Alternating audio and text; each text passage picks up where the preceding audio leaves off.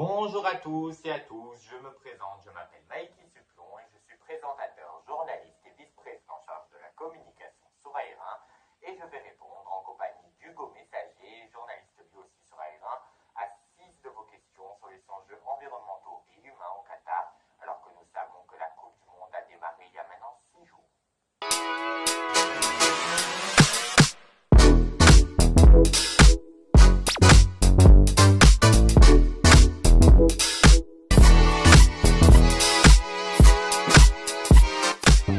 Pour cette Coupe du Monde, le Qatar a créé plusieurs stades climatisés à ciel ouvert qui ont fait leur apparition pour lutter contre les fortes chaleurs.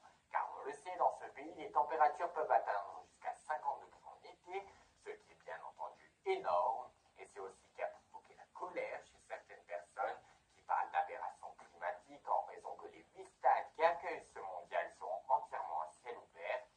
Et c'est aussi qui pose aussi la question énergétique, alors que nous le savons, la climatisation utilise beaucoup d'énergie, alors que plusieurs pays font actuellement face à une crise énergétique, dont la France. Par ailleurs, le Qatar a lui pas beaucoup parlé de ces polémiques. Le ministre des Affaires étrangères qatari a lui dit que la climatisation ne sera pas utilisée en raison que les températures qu'il y a actuellement au Qatar sont presque aussi fraîches qu'en Europe.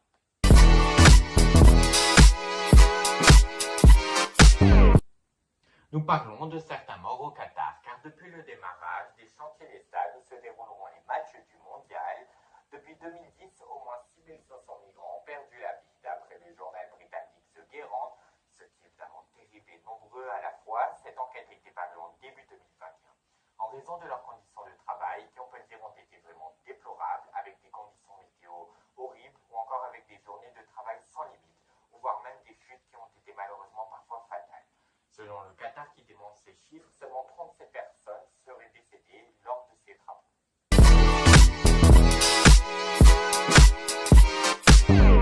Concernant les femmes, ils ont le droit eux aussi d'assister à ce mondial, au même titre que les hommes ou encore les enfants. Elles seront, si elles ne le souhaitent pas, obligées de porter le voile. Concernant les personnes homosexuelles, ils ont eux aussi le droit d'y assister à ce mondial en tant que supporters, mais ils ne doivent pas montrer leur amour en raison des règles qui sont les plus strictes au Qatar, vous le savez, concernant l'homosexualité. Le Qatar, pays religieux, vous le savez, souhaite que les fans respectent la culture du pays.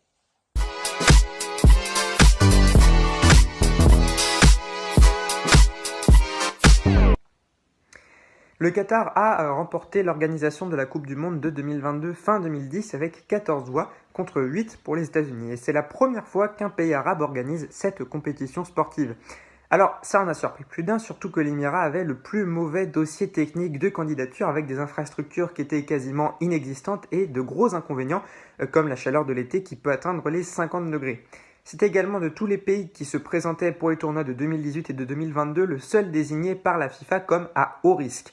Donc on voyait mal le Qatar obtenir l'organisation de la compétition, c'était une candidature qui était vue un petit peu comme fantaisiste. Mais d'après certaines enquêtes, les Qataris auraient obtenu l'organisation de la Coupe du Monde avec un peu d'aide de corruption par-ci par-là. 3 votants sud-américains de la FIFA notamment auraient touché des pots de vin en échange de leur vote en faveur du Qatar. Le gouvernement français et l'ex-président Nicolas Sarkozy sont également au cœur des enquêtes. Certains magistrats soupçonnent la mise en place d'un pacte corruptif avec le rachat en 2011, souvenez-vous, du PSG par le Qatar, en contrepartie du soutien de la France et du vote du footballeur français Michel Platini en faveur du Qatar. Zinedine Zidane aurait quant à lui touché la somme de 11 millions d'euros pour être l'ambassadeur de la candidature du Qatar. Donc on voit qu'il y a quand même une histoire de corruption derrière la candidature du Qatar qui peut expliquer le fait étonnant que l'Émirat ait obtenu l'organisation de la Coupe du Monde.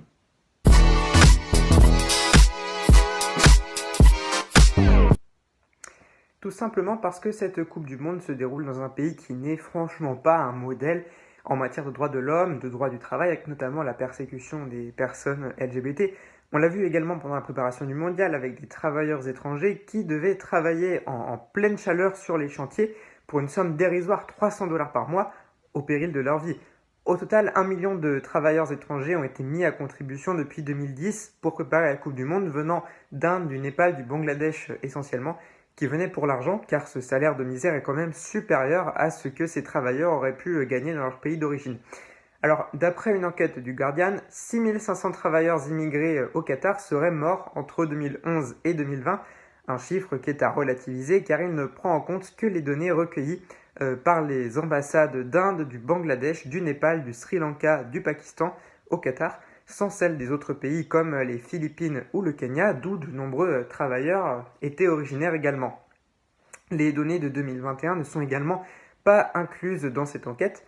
Et pour le Qatar, seulement 37 personnes seraient décédées, dont seulement 3 liées au travail.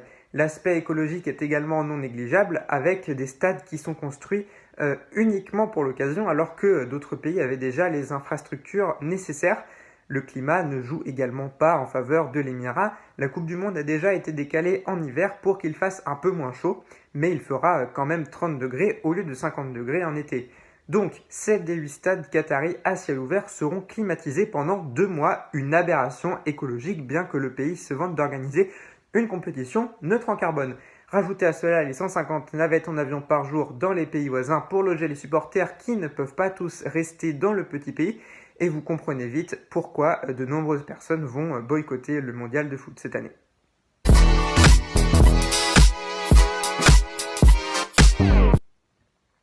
Le président Emmanuel Macron s'est exprimé contre un boycott du mondial au Qatar, estimant que l'organisation de l'événement aidait le pays, accusé de ne pas respecter les droits de l'homme, à changer, en affirmant que les questions de boycott auraient dû être posées au moment où on a attribué l'organisation de la Coupe du Monde au Qatar. D'après lui, il ne faut pas politiser le sport. Le président se rendra d'ailleurs au Qatar pour soutenir la France si elle atteint la demi-finale, a indiqué l'Élysée. La gauche a plus élevé la voix contre cette Coupe du Monde. Pour le député La France Insoumise Alexis Corbière, il fallait que la France procède à un boycott diplomatique de l'événement, sinon cela reviendrait à cautionner un régime monarchique réactionnaire. Difficile pour les Bleus, cependant, rachetés par les Qataris, de procéder à un boycott. Les joueurs ont rappelé dans une lettre sur les réseaux sociaux leur engagement en faveur du respect des droits de l'homme et leur refus d'accepter toute forme de discrimination, en soutenant les ONG qui œuvrent pour la protection des droits de l'homme. Enfin, de nombreuses villes françaises ont annoncé ne pas installer de panneaux télévisés géants en ville pour retransmettre la Coupe du Monde, dont Paris.